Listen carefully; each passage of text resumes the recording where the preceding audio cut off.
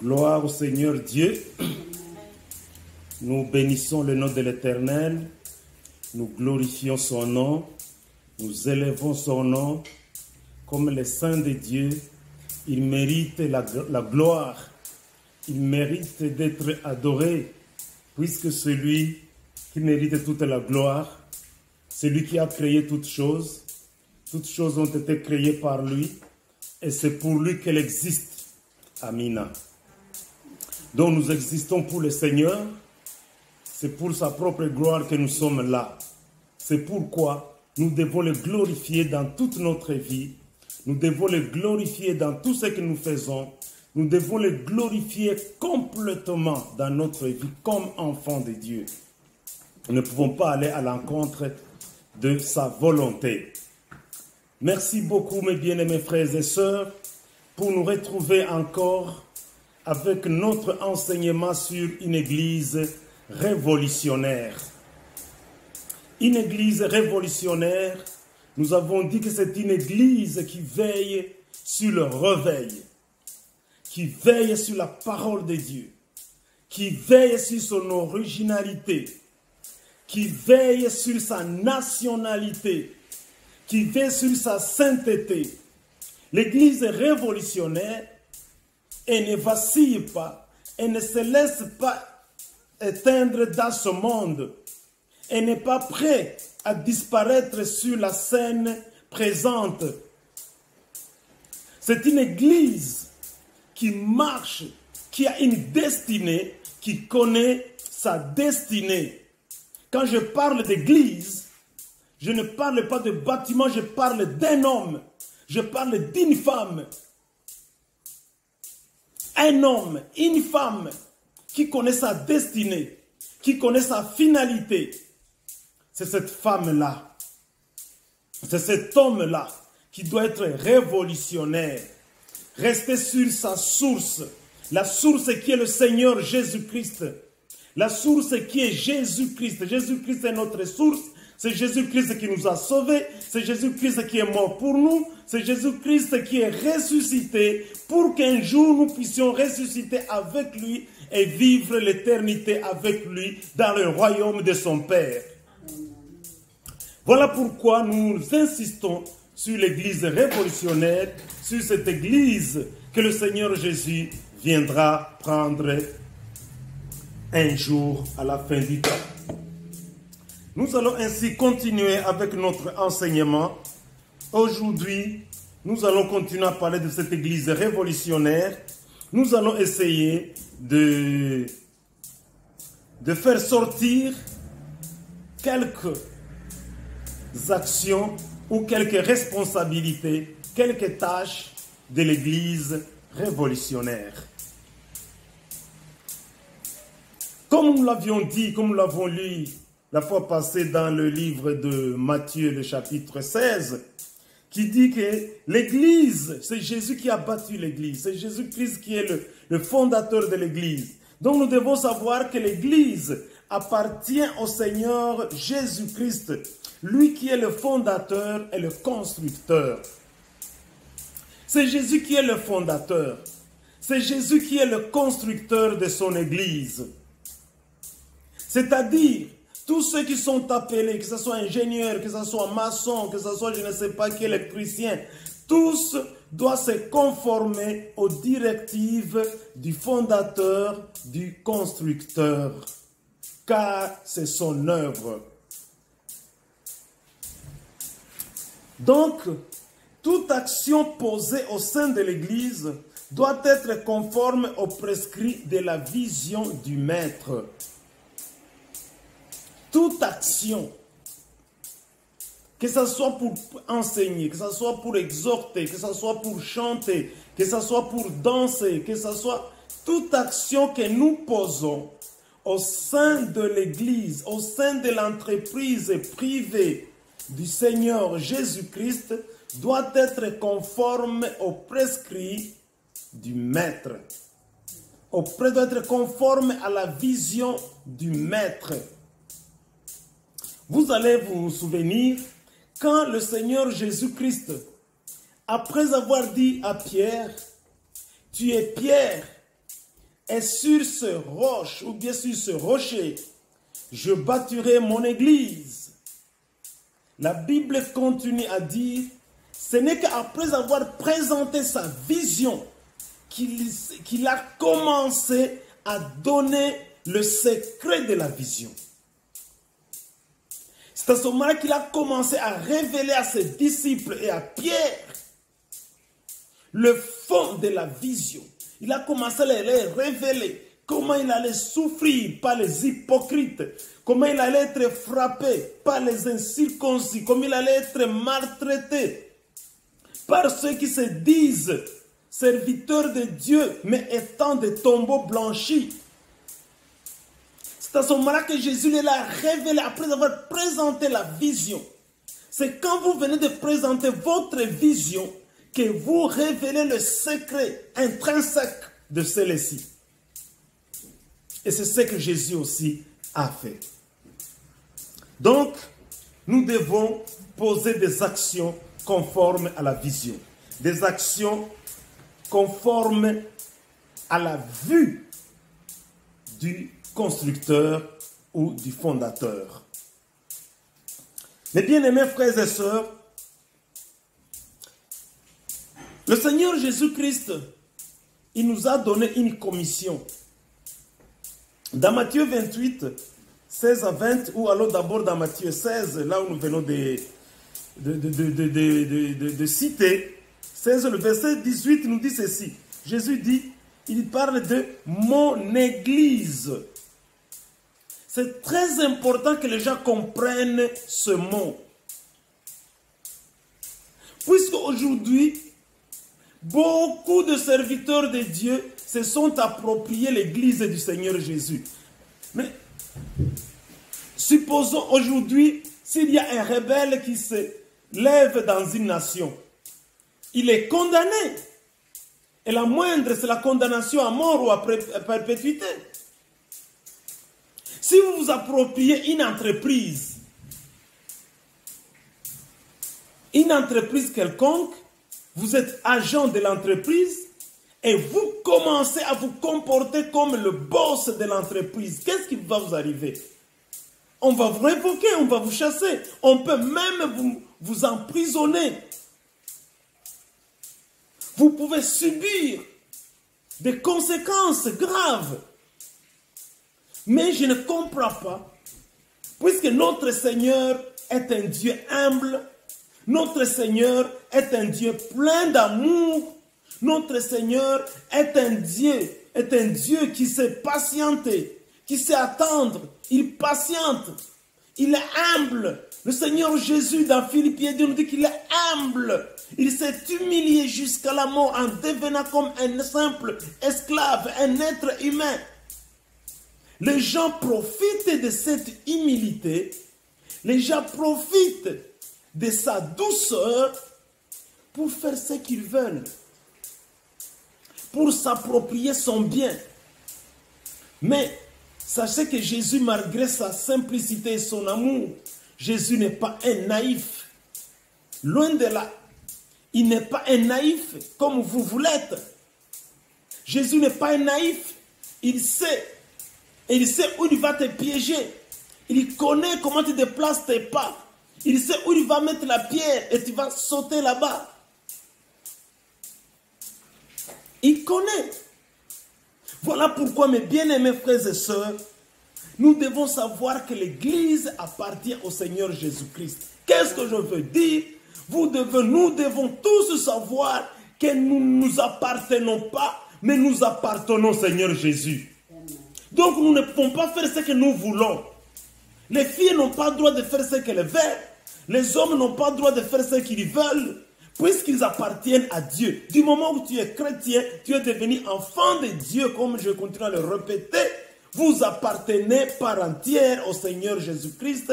Corps, âme, esprit, toute votre force appartient au Seigneur Jésus-Christ.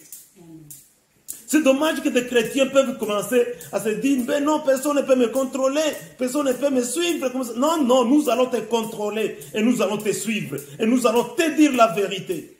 Nous ne nous tiendrons pas, nous te dirons toujours la vérité.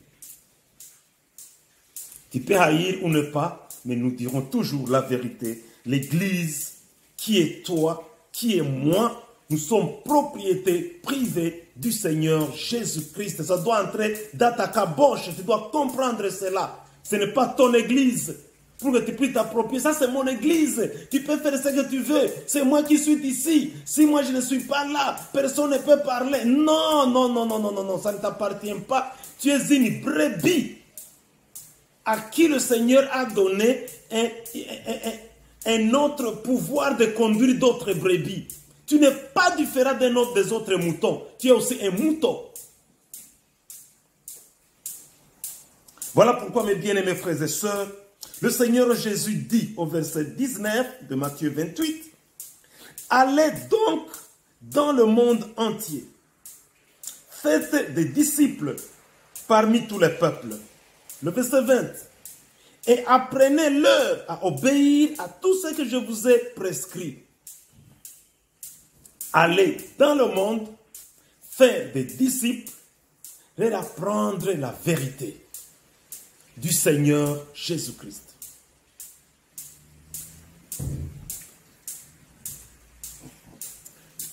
Voilà, nous continuons avec notre point. Nous étions au point 2, la fois passée, nous sommes au point 3.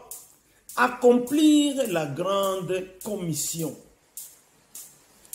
Le Seigneur Jésus-Christ nous a appelés ou nous a choisis selon Éphésiens 4, à partir du verset 11, pour perfectionner son Église en accomplissant la grande commission, la grande mission, la grande responsabilité d'aller.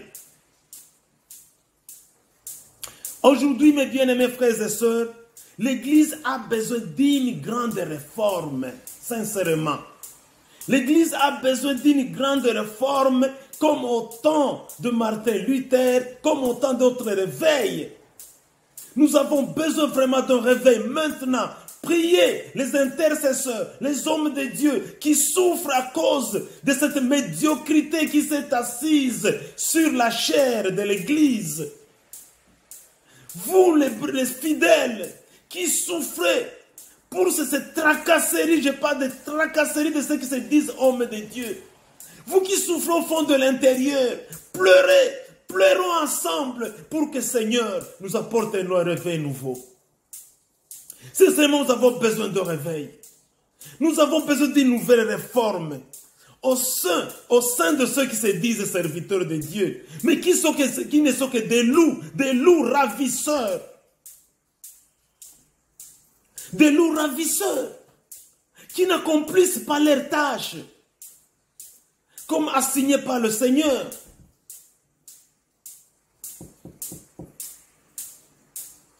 Nous devons prier. C'est le moment de prier, c'est le moment de pleurer. C'est le moment d'invoquer la grâce du Seigneur. C'est le moment d'invoquer la miséricorde de Dieu, de nous envoyer un vent nouveau. Nous avons besoin d'un vent nouveau. Nous avons besoin d'un feu nouveau, original, dans l'église du Seigneur Jésus-Christ. Les gens ont apporté des brasiers avec un feu étranger.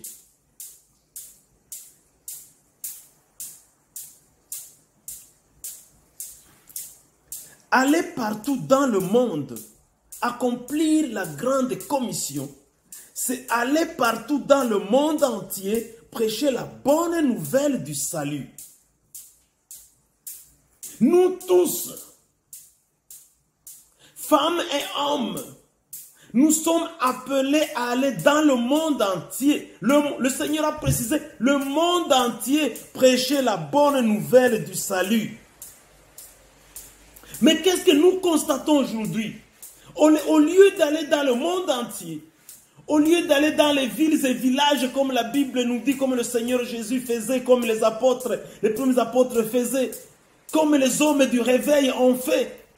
Nous avons vu des gens qui ont quitté l'Europe, l'Amérique, ils ont quitté des pays où ils étaient à l'aise. Ils sont allés en Afrique. Ils ont accepté les mouches tsetse, ils ont accepté les moustiques, ils ont accepté de mourir par la malaria, ils ont accepté de mourir de la faim, Ils ont accepté la pauvreté, ils ont accepté la misère pour que l'évangile entre dans ce coin qui était abandonné, qui n'avait pas la connaissance de Christ. Que Dieu bénisse ces hommes, que Dieu bénisse ces grandes missions qui sont éparpillées partout dans le monde, qui ont envoyé des missionnaires dans les coins reculés de l'Afrique, de l'Asie, pour annoncer le message du salut, le message de notre Seigneur Jésus-Christ. Que ces hommes soient bénis, que ces hommes soient bénis, que leur génération soit bénie, puisqu'ils ont sacrifié leur vie. Mais qu'est-ce que nous vivons aujourd'hui, mes bien-aimés? Aujourd'hui, nous avons des gens qui se disent des grands bishops, des grands prophètes, des grands évangélistes. Un évangéliste qui se dit évangéliste international, mais qui trouve que son évangile c'est dans de grandes villes. Aujourd'hui, les gens aiment seulement les grandes villes, les conférences dans les grandes villes, les séminaires dans les grandes villes, les croisades dans les grandes villes, tout dans les centres, dans les grandes villes. Personne ne veut aller dans les villages. Personne ne veut plus aller dans les coins reculés. Mais comment ces gens vont apprendre la bonne nouvelle? Et quand vous cherchez à comprendre pourquoi le finance, ils préfèrent rester dans les grandes villes, demeurer à New York, demeurer, je ne sais pas, à Sydney, rester à Kinshasa, aller dans les villes qui ont beaucoup de dollars comme Goma. Tous les serviteurs veulent Goma, aller à Goma là-bas. Puisqu'on sait que Goma, il y a les dollars. Mais dites à la personne d'aller à Massissi. Dites à la personne d'aller, par exemple, au Maniema. Il n'ira pas. Il préfère les villes où il y a les dollars. Les villes où il y a l'argent. Même des serviteurs. Si vous lui dites d'aller encadrer une église, une paroisse, dans un coin reculé, il n'ira pas. Ils ne sont pas prêts. Ils veulent toujours rester là-bas, dans la ville. Personne n'est prêt à mourir pour le Seigneur. Écoutez ce que la Bible dit. La Bible dit dans Romains 10, le verset 14 à 15. Romains 10, 14 à 15. C'est l'apôtre Paul.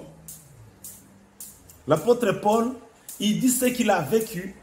Il dit ce qu'il vit.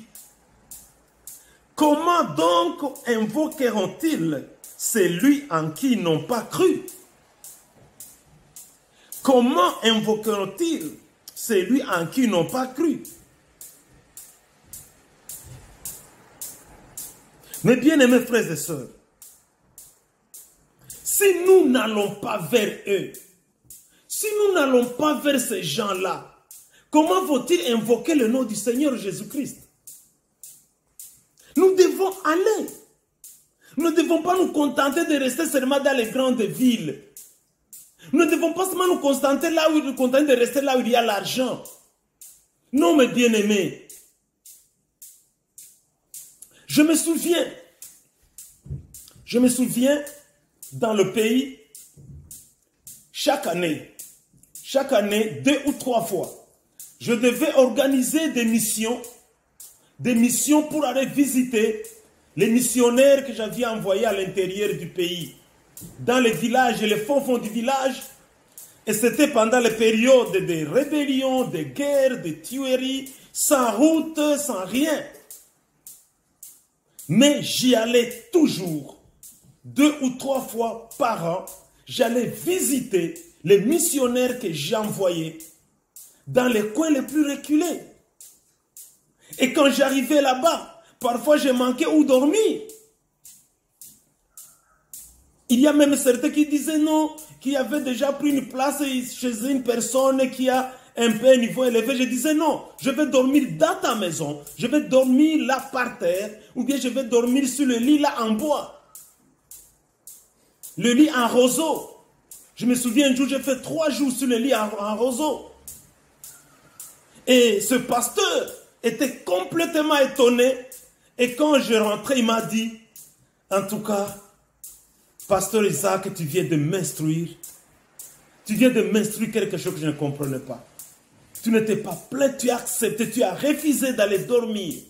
Là où j'avais pensé, tu as accepté de rester dans ma maison, ma petite maison, avec ma femme, mes enfants, sur les lits en roseau. Mais comment nous pouvons enseigner? Si nous restons seulement là-bas dans les villes, là où nous avons la voiture, nous avons des jeeps, tout ça, nous restons seulement là-bas, dans les villes.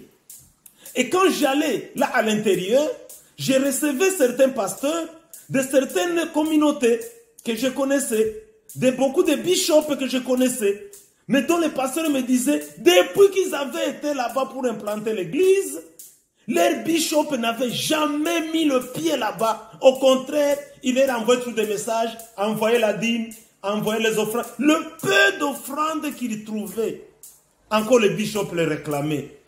Et les pasteurs vivaient dans la médiocrité. Je bénis le Seigneur, puisque je le fais.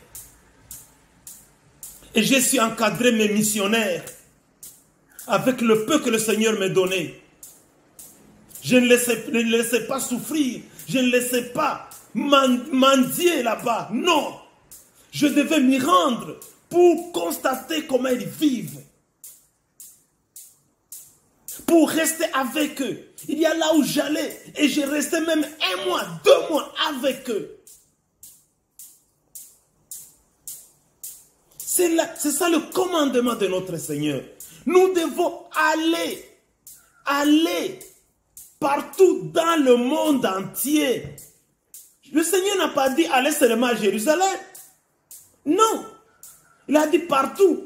Et Hébreu nous montre comment est-ce que les vaillants de la foi, ils sont morts en montant des montagnes, de village en village, annonçant la bonne nouvelle, alléluia, habillés par des peaux d'agneau. Mais aujourd'hui, nous voulons rester en ville. Mais comment l'évangile va atteindre ceux qui sont à l'extérieur?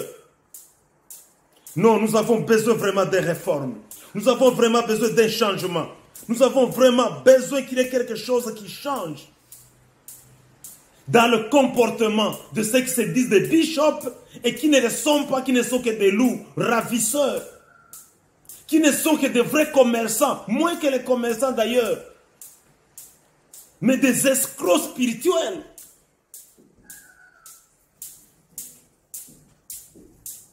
Mes bien-aimés frères et sœurs,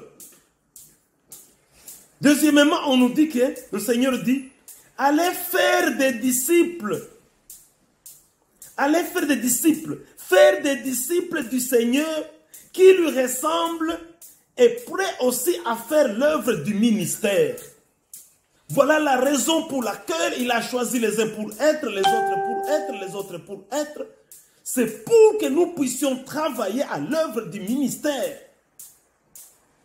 Notre responsabilité, c'est de former des disciples qui puissent ressembler le Seigneur, qui puissent ressembler leur Seigneur. Un disciple, c'est quelqu'un qui fait comme son maître, c'est quelqu'un qui parle comme son maître, c'est quelqu'un qui agit comme son maître, c'est quelqu'un qui se comporte comme son maître. Si nous sommes disciples du Seigneur Jésus-Christ, nous devons nous comporter comme le Seigneur Jésus-Christ.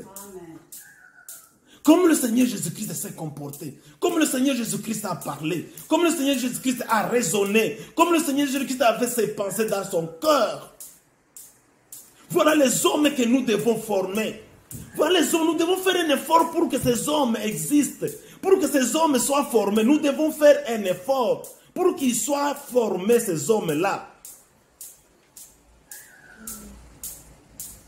Faire des disciples.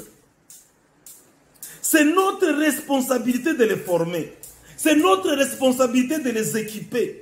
C'est notre responsabilité de les envoyer eux aussi dans le monde entier. Comme des responsables spirituels, c'est notre responsabilité. La responsabilité, ce n'est pas seulement de nous enrichir. La responsabilité, ce n'est pas seulement de construire des grandes maisons. Ce n'est pas de s'acheter dans des voitures. Ce n'est pas de porter des costumes, des vestes. Ce n'est pas, non, ce n'est pas ça. Ce n'est pas voyager du matin au soir, partout, par là, tout ça. Notre responsabilité, c'est de les former, de les envoyer pour qu'ils puissent aller dans le monde entier. Les équiper également. Pas seulement les équiper par la parole, mais les équiper aussi financièrement et matériellement. Vous envoyez quelqu'un dans la mission et vous l'oubliez complètement. Vous ne pensez plus à lui. Non, mais ça, c'est la cruauté. Vous n'êtes pas différent des criminels. Je connais beaucoup de serviteurs qui sont venus se plaindre dans mon bureau. Pasteur Isaac, aujourd'hui, je n'ai même pas de quoi payer le loyer. Aujourd'hui, je n'ai même pas de l'argent pour les soins médicaux. Mais je suis pasteur dans telle communauté. J'en connais plusieurs qui sont venus dans mon bureau. Je connais plusieurs auxquels j'ai payé des loyers. Et pourtant, ils avaient le bishop dans la même ville de Goma où je vivais. Mais ils les ont envoyés dans les villages, ils les ont abandonnés. Il ne faut que réclamer l'argent. Ils ne pensent même pas à leurs soins médicaux. Mais bien aimés frères et sœurs, mais ça c'est la cruauté. C'est du meurtre. Vous n'êtes pas différent d'un assassin. Donc nous devons penser à eux.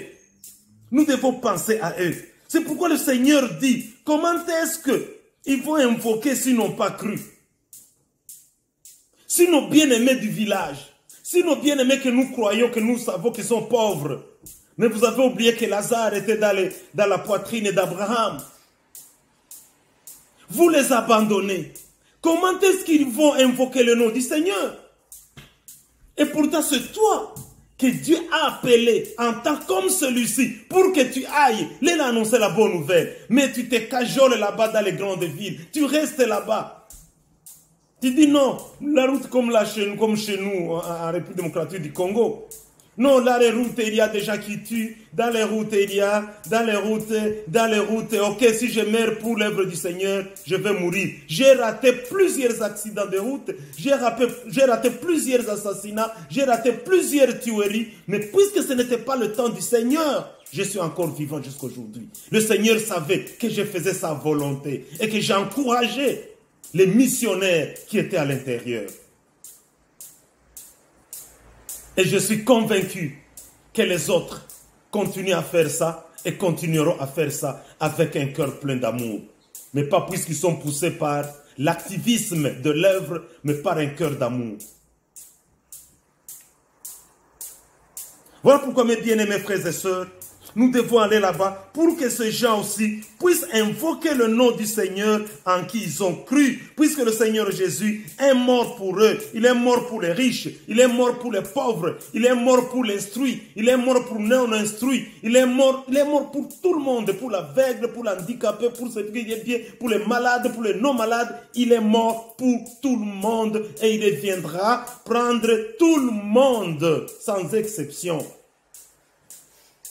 Voilà pourquoi, mes bien-aimés, je dis que bénis soient les missionnaires qui sont venus de l'Europe, de l'Amérique, qui sont allés annoncer la bonne nouvelle. Ils ont accepté de mourir dans les coins les plus reculés à cause de l'évangile.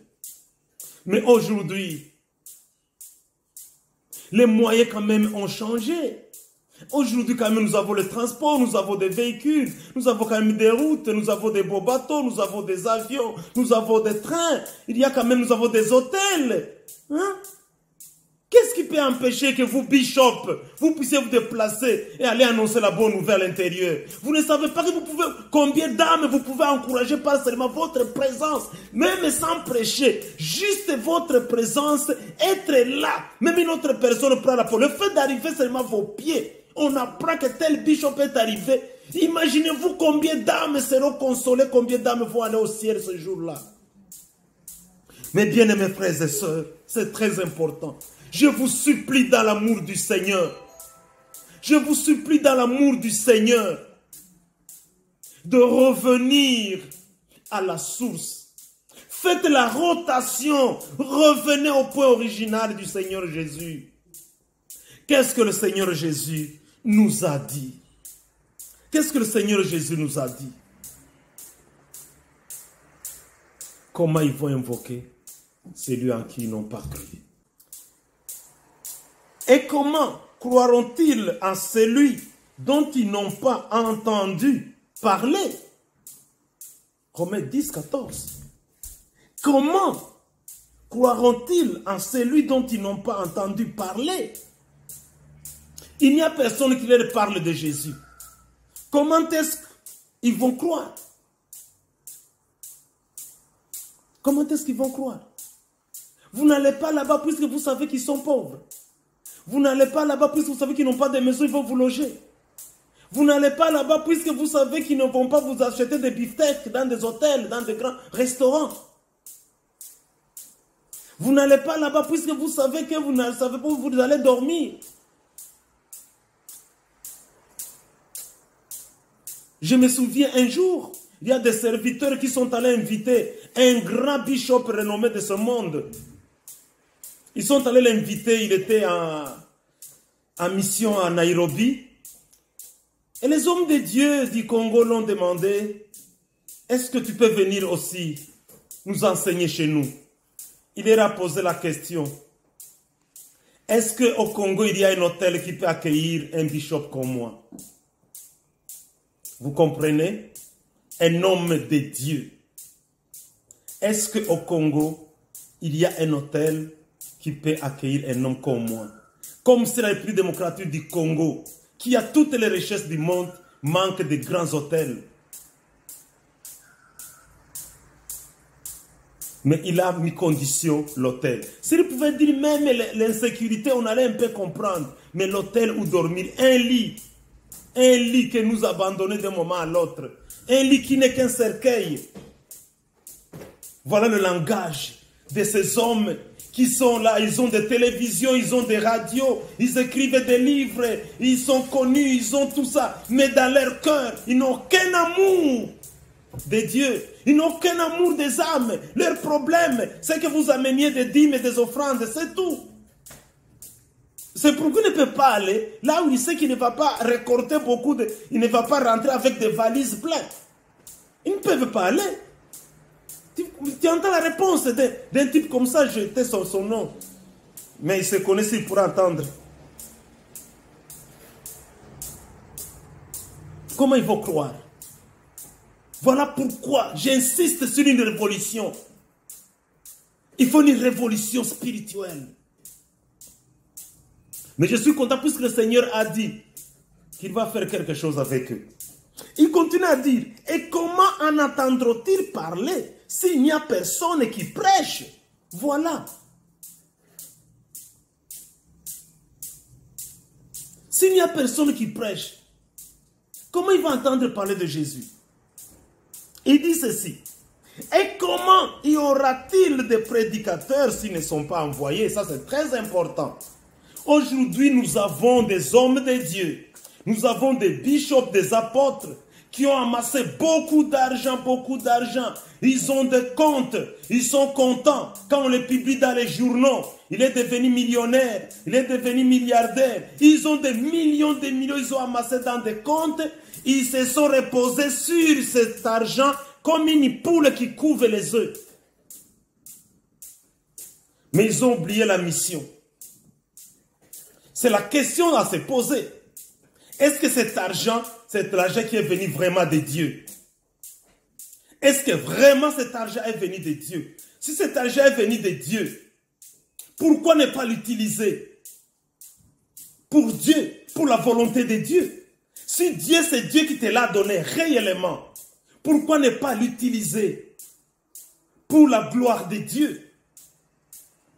Et si ce n'est pas Dieu qui leur a donné, alors nous comprenons leur Seigneur qui ils servent, il ne peut pas leur autoriser d'aller annoncer la bonne nouvelle. Voilà pourquoi il y a beaucoup d'hommes de Dieu. Il y a des jeunes qui sont vigoureux. Il y a des jeunes filles, des jeunes garçons prêts à aller annoncer la bonne nouvelle. Mais ils vont aller comment? Ils n'ont pas de moyens. Et les autres sont en train de couver des billions de dollars. Je me pose toujours la question comment un serviteur, comment un soi-disant, un serviteur de Dieu peut avoir des billions, des millions dans des comptes bancaires et l'évangile a des difficultés d'avancer. Mais c'est anormal. Mais ça c'est une maladie cancéreuse.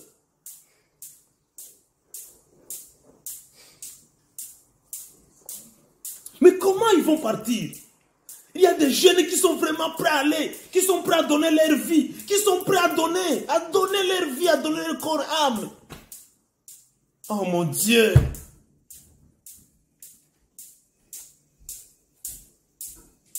Mon Dieu!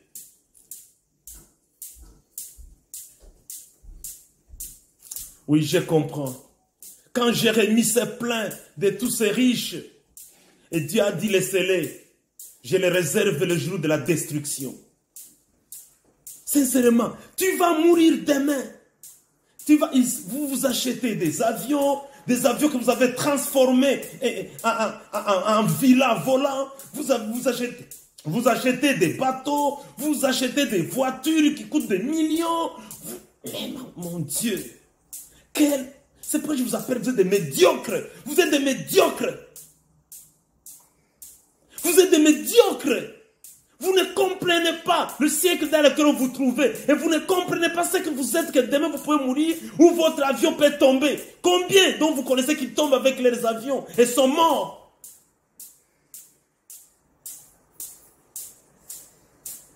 Il y a des églises qui ne savent pas comment évoluer. Et vous êtes là, vous couvez comme si vous allez éclore des œufs. Vous êtes devenus des poules.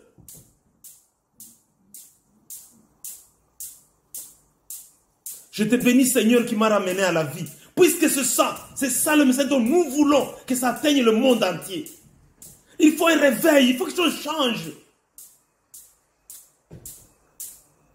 Vous pillez les fidèles, vous pillez les fidèles, vous pillez les fidèles, vous organisez des conférences, vous faites payer l'argent, droit d'entrée, nous allons voir ça peut-être demain. Droit d'entrée, qui t'a dit que la parole de Dieu doit être vendue? C'est pourquoi moi je dis, jamais je ne peux entrer dans un contexte, que ce soit pour les chansons, que ce soit pour une conférence, là où je dois payer l'argent. Jamais. Je ne peux pas entrer. Si je fais une conférence, je me rassure moi-même, je paye, je vous invite, vous venez. Même s'il faut faire manger, je vous fais manger. Et c'est ce que je fais. Mais vous faites payer l'argent. Jésus a dit, vous avez reçu gratuitement, donnez gratuitement. Tout ça puisque vous êtes assoiffés de pouvoir, assoiffés d'argent, assoiffés de richesses. Vous voulez vous enrichir seulement. Et vous restez un seul endroit là-bas. Comme le crapaud qui a déjà avalé, je ne sais pas, une souris.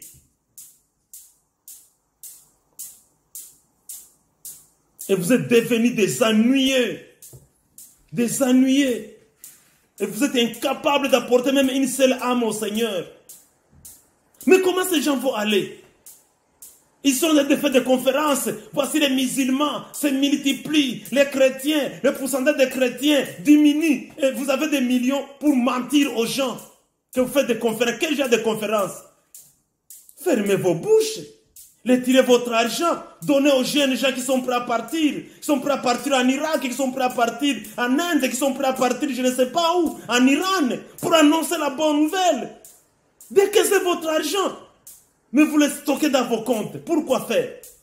Comment est-ce qu'ils vont partir s'ils ne sont pas envoyés? Et c'est toi que Dieu a placé devant eux.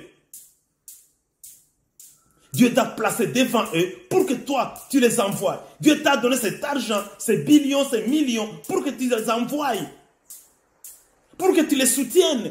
Qu'ils ne partent plus pour mourir, mais qu'ils partent puisque tu les as soutenus. Ils vont loger dans des hôtels, ils vont être bien, ils peuvent avoir même une petite voiture ou une moto. Comme ça, ils ont la vie facile. Puisque Dieu a donné l'argent pour cela.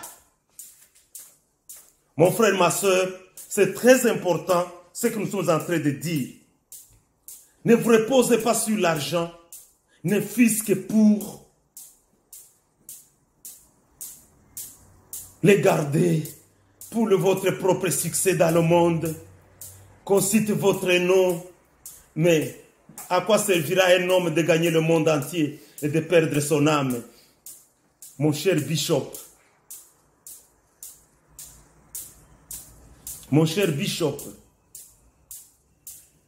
ce Bishop qui ne même pas un ministère, mon frère, collègue, serviteur de Dieu, mon frère, serviteur, collègue, nous qui sommes appelés devant, nous à qui Dieu a donné la vision, nous à qui le Seigneur Jésus nous a fait participer dans la fondation et la construction des petites communautés à gauche, à droite. Connaissons notre responsabilité, connaissons notre travail, connaissons à quoi le Seigneur nous appelle. Nous devons faire des disciples, des gens qui ressemblent à Jésus, pas les gens qui nous ressemblaient, mais qui ressemblent à Jésus. Mais nous nous faisons des fanatiques. Aujourd'hui, les gens se font des fanatiques dans les églises. Vous avez des fanatiques, vous avez des gens qui ne sont que vos fanatiques, qui ne font que vous applaudir, mais pas des gens qui raisonnent sur la parole que vous leur donnez pour dire, est-ce que cette parole nous devons la vivre? Seigneur, fortifie-nous pour vivre cette parole. Vous êtes fait des fanatiques seulement. Mais un homme, c'est quoi? Un homme, c'est rien. Tu vas te faire des fanatiques. Où est-ce que les fanatiques vont t'amener? Je n'ai pas besoin que les gens m'applaudissent, que les gens... Non, j'ai besoin que j'annonce la vraie parole du Seigneur et que les enfants de Dieu soient construits dans la connaissance de Jésus-Christ. Voilà ce qui est important pour nous. Voilà ce qui est important pour nous, les enfants de Dieu. Nous n'avons pas besoin de faire des amis qui nous applaudissent, qui disent que nous sommes des hommes bons, nous sommes des... Non, non, non, non, non, non, non. Il faut leur dire la vérité de la parole, la vérité de Jésus-Christ. Ils en ont besoin. Ils ont besoin d'écouter cette parole de Jésus-Christ. Il y a des gens qui meurent chaque jour, mes bien-aimés. Autour de nous, des gens meurent chaque jour autour de nous. Mais ils n'ont personne pour leur parler de Jésus. Il y a des gens qui meurent chaque jour dans les hôpitaux. Ils n'ont personne pour leur parler de Jésus. Et toi, tu es en train de couver l'argent des millions. Faire des disciples. Pour terminer le dernier point, le Seigneur Jésus dit, enseignez les prescriptions. Ou enseignez mes prescriptions. C'est le Seigneur Jésus qui est dit. Enseignez-les tout ce que je vous ai prescrit. Jusqu'au jour où je reviendrai. Nous devons enseigner les prescriptions du Seigneur Jésus-Christ partout où nous nous trouvons. Nous ne devons pas nous conformer, comme Romain nous dit, ne vous conformez pas au siècle présent, mais soyez transformés par le renouvellement de l'intelligence, afin que vous sachiez ce qui est bon, agréable et parfait.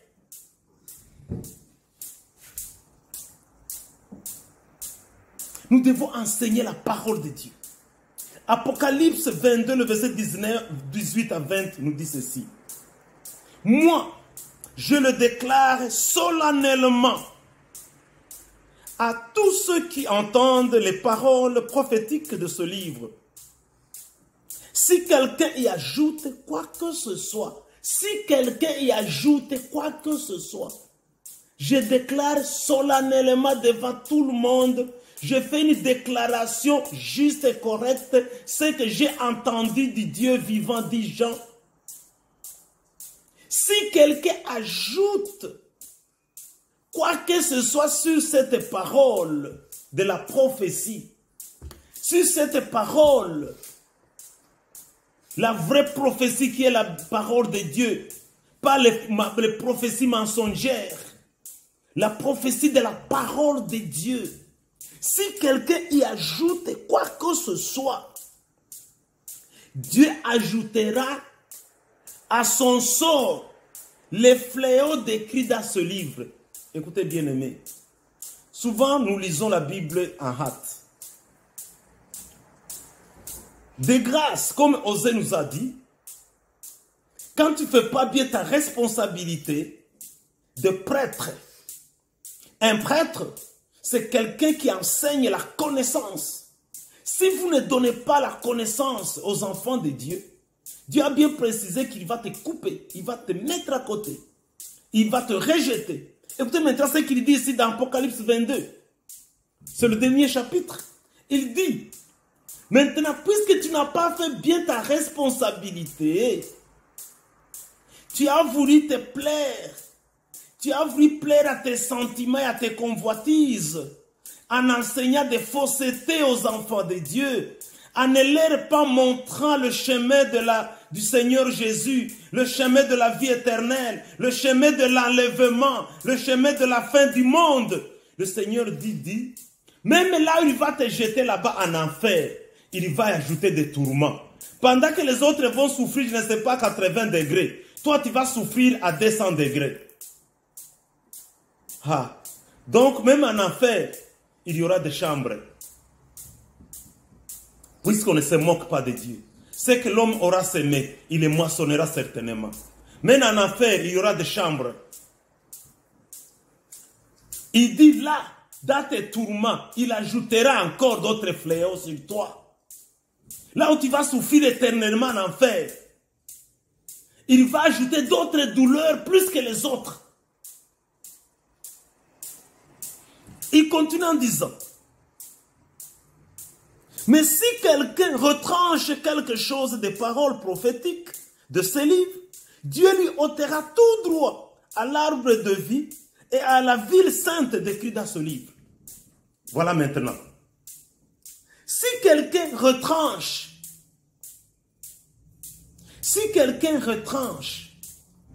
ceux qui ajoutent, ce sont ces gens-là qui veulent ajouter des choses pour se faire plaire, pour qu'ils aient l'argent, pour qu'on donne la dîme, pour qu'on donne toujours, pour que les gens viennent nombreux dans l'assemblée, pour qu'ils continuent à donner, qu'on lui fasse des dons, qu'on lui donne et qu'ils s'enrichissent toujours. Ce sont ces gens-là qui font quoi? Qui ajoutent. Mais pour ceux qui retranchent, il y a d'autres maintenant. Ceux qui ont peur. Quand il est des gens, il est devant une personne, par exemple, riche, ou une personne intellectuelle, ou une autorité, au lieu de lui dire la vérité, il a peur. Il retranche. Il dit Jésus respecte aussi les autorités, respecte aussi les riches. D'accord? Jésus dit, si tu retranches, toi qui retranches, il va tout simplement te jeter en enfer. Tu ne verras pas l'arbre de vie et tu ne verras pas le royaume de Dieu, la nouvelle Jérusalem. Alléluia. Et pourtant, nous tous nous luttons pour participer à l'arbre de vie et entrer dans la nouvelle Jérusalem. C'est pourquoi beaucoup ont ajouté, beaucoup ont retranché, beaucoup ont ajouté, ils ont ajouté des prophéties, des histoires. Ils ont des histoires et des histoires pour seulement s'embellir. Ils ont ajouté, d'autres ont ajouté des huiles, ils ont ajouté de quoi? Tout ça pour s'embellir. Toutes ces choses qui ne sont pas dans la parole de Dieu.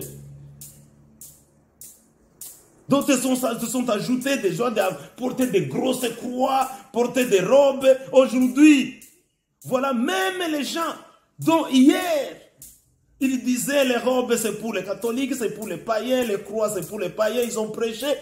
Les gens avec qui nous avons commencé le réveil, aujourd'hui, ils portent de grandes croix plus que même la croix du pape. C'est malheureux. C'est malheureux que de revenir sur ces vomissements. Il dit le chien, il vomit et il rentre sur les vomissements. Il mange ses vomissements. C'est ce que font aujourd'hui les hommes de Dieu. Ceux qu'ils avaient vomi hier, aujourd'hui ils reviennent et ils mangent leurs propres vomissements. Malheur, hypocrite. Ils mangent leurs propres vomissements. Ils sont en toge, ils sont en robe, ils sont en croix, ils sont je ne sais pas en quoi. Ils entrent à l'église avec des chapeaux, les têtes couvertes. Ils mangent les vomissements. Vous êtes malheureux, vous êtes maudits. Revenez au Seigneur. Revenez au Seigneur avant que ça ne soit tard, que le Seigneur vous ait rejeté. C'est mon bien-aimé frères et sœurs. Ici, je m'adresse maintenant à l'assemblée de Dieu, aux enfants de Dieu qui sont marmenés, vous qui êtes marmenés, vous qui vous asseyez dans l'assemblée, vous qui vous asseyez dans les églises, vous qui êtes sur les bancs, écoutez ceci. Seule la parole de Dieu qui sauve. Aucun homme ne sauve, ton pasteur ne te sauvera pas, ton bishop ne te sauvera pas, ton apôtre ne te sauvera pas. Seule la parole de Dieu sauve au nom de Jésus-Christ, notre Seigneur Sauveur. Celui seul qui est mort, celui qui est ressuscité et celui qui sauve, seul peut te sauver, peut te donner la vie éternelle, lui seul peut te conduire en enfer. Cessez de suivre ces mendiants, cessez de suivre ces hommes qui sont dévoués à leur propre sort, à leur propre perdition. Seule la parole de Dieu sauve, seule la parole de Dieu donne le vrai bonheur. Un homme ne peut pas te donner du bonheur. Seule la parole de Dieu donne du vrai bonheur et la paix du cœur. Quand vous avez la parole de Dieu, vous avez le vrai bonheur. Quand vous avez la parole de Dieu, vous avez la paix du cœur. Vous ne craignez rien. Ne vous laissez pas intimider, mes bien-aimés frères et sœurs. Ne vous laissez pas intimider par ces charlatans. Abandonnez ces charlatans. Allez suivre les hommes qui craignent encore le Seigneur, même s'ils n'ont pas de moyens, même s'ils sont méprisés. Mais c'est ceux qui annoncent la vérité, la venue du Seigneur Jésus. Allez là-bas et vont vous paître très bien. C'est la parole de Dieu qui peut enrichir. Le vrai enrichissement vient de la parole de Dieu. Tu peux avoir des richesses, mais tu es pauvre. Un autre peut apparemment n'avoir rien, mais il est très riche. Le travail que nous faisons aujourd'hui, nous le faisons pour nos enfants, pour notre génération, pour nos enfants spirituels et pour nos enfants physiques. Nos enfants biologiques. Nous devons bien faire pour que nos enfants biologiques demain soient bénis, pour que nos enfants biologiques demain puissent prospérer. Même si aujourd'hui je peux mourir sans maison, sans véhicule, sans rien, sans compte bancaire. Mais je sais que le Seigneur qui est fidèle, il a dit je bénirai ta descendance. Donc nos enfants biologiques seront bénis. Nos enfants spirituels, ils seront bénis, ils vont prospérer. Nous serons déjà partis. C'est pourquoi vous allez voir d'autres serviteurs de Dieu meurent. Et les enfants restent des vagabonds en train de vagabonder. Les enfants restent des gens sans études et ils sont là-bas. Pourquoi? Leur père n'a pas semé. Il a semé dans le désert. Il a semé sur le sable. Il a construit sur le sable. La tempête est venue à tout emporter. Et vous allez voir d'autres. Le père est mort pauvre. Mais les enfants restent. Ils commencent à devenir riches. Ils deviennent des médecins. Ils deviennent des grands commerçants. Ils deviennent de quoi? Ils deviennent de quoi? Pourquoi? Puisque son père, quand il était sur la terre, il a annoncé. Il a parlé conformément à la parole de Dieu. Il était riche. Il était riche. La richesse d'un homme c'est décrit dans sa descendance. Voilà pourquoi aujourd'hui nous luttons. Nous luttons malgré les faiblesses. Nous luttons pour donner encore. Afin que demain, nos enfants puissent dire gloire au Seigneur Jésus. Notre Père nous a laissé un héritage. C'est la parole de Dieu qui guérit, qui donne la bonne santé. C'est la parole de Dieu qui donne la vie éternelle. Vous voulez être en bonne santé, c'est la parole de Dieu qui donne la bonne santé. Tu sais, Dieu parfois cache notre honte. Dieu cache notre honte. Quand je parle comme ça, moi-même quand je me vois, personne ne peut croire que Dieu cache une honte pour moi. Personne ne peut croire que je souffre, que j'ai des douleurs du matin au soir, la nuit, tout ça. Non, personne ne peut savoir que je suis à l'hôpital du matin au soir chaque jour. Puisque Dieu cache notre honte. Puisque la bonne santé n'est pas seulement dans le physique, mais la bonne santé est au-delà. Et au-delà du physique. Alléluia. Mes bien-aimés frères et sœurs, c'est la parole qui est tout. Nous luttons. Nous vivons, nous prêchons la parole de Dieu. Nous vivons la parole de Dieu pour qu'un jour nous puissions vivre la vie éternelle avec Jésus. Quand il viendra, quand la trompette sonnera, que nous soyons avec lui dans les airs, que nous vivions éternellement avec lui, que nous puissions régner 1000 ans avec le Seigneur Jésus-Christ. C'est pourquoi ce matin, mon frère, ma soeur, laisse que tu comprennes que la parole de Dieu est ta seule délivrance. Laisse que tu comprennes que la parole de Dieu est ta seule guérison. Laisse que tu comprennes que la parole de Dieu est ta seule richesse. C'est la seule qui peut te donner des opportunités dans la vie, maintenant et demain et pour l'éternité. Laisse que Dieu te bénisse, laisse que Dieu te fasse prospérer, laisse que Dieu te fasse de très bonnes choses aujourd'hui et à jamais. Ainsi je te bénis. Au nom de Jésus-Christ ressuscité, sois béni. Amen.